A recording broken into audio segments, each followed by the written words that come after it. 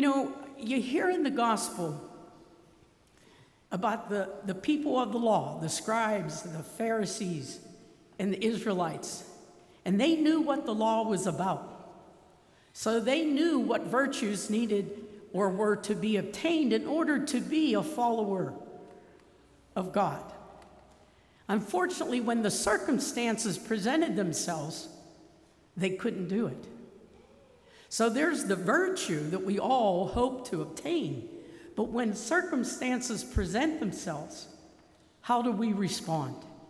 And I see this community here responding in so many ways with the different activities that you're involved in. And that's what it's about. That's what it is. That is what it means to spread the good news. And lastly, I just want to share a couple stories with you. The one story I want to share with you is about a lady that happened to live on the same road where the monastery is at. And when I first knew that she lived there, I thought, I'm not going to let her know where I live, because I know she hasn't been in a drug addiction, alcohol, and she was also in a difficult marriage. So lo and behold, one day I'm coming home, and who's sitting on the side of the road but Bernie? And I said, Bernie, what's going on? And she said, well, Junior said he's going to kill me if I'm still here when he gets home. I said, get in the car. Now, I've known her for 23 years. The first time I met her, she was going to court because her husband had beat her face so bad that she required 23 stitches.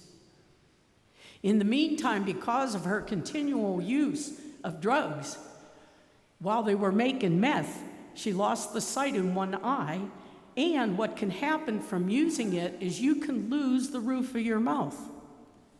So now when I met her, it was very hard to understand her because she didn't have the roof of her mouth. So I said, Bernie, where can I take you? She goes, take me to the homeless shelter. They were full. So I said, let's go to the spouse abuse center. And while they were doing the intake, because it was during COVID, they had to do the intake over the phone, which they found it very difficult to understand what she was saying.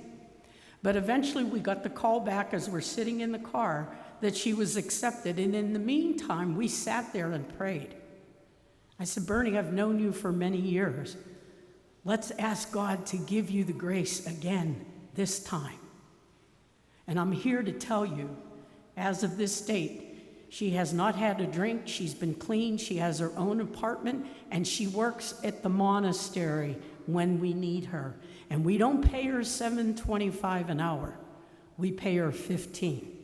She's an individual that needs a car. There's so many like that. A lot of the home repairs that we do are for the elderly, the disabled, the low income, or underemployed. For example, there was a gentleman that came to the mission, and he came with his worker. He was a Vietnam veteran, and he had an electric bill that was like $400 and some, and he couldn't pay it. And it was obvious that he was had distress from being in the war.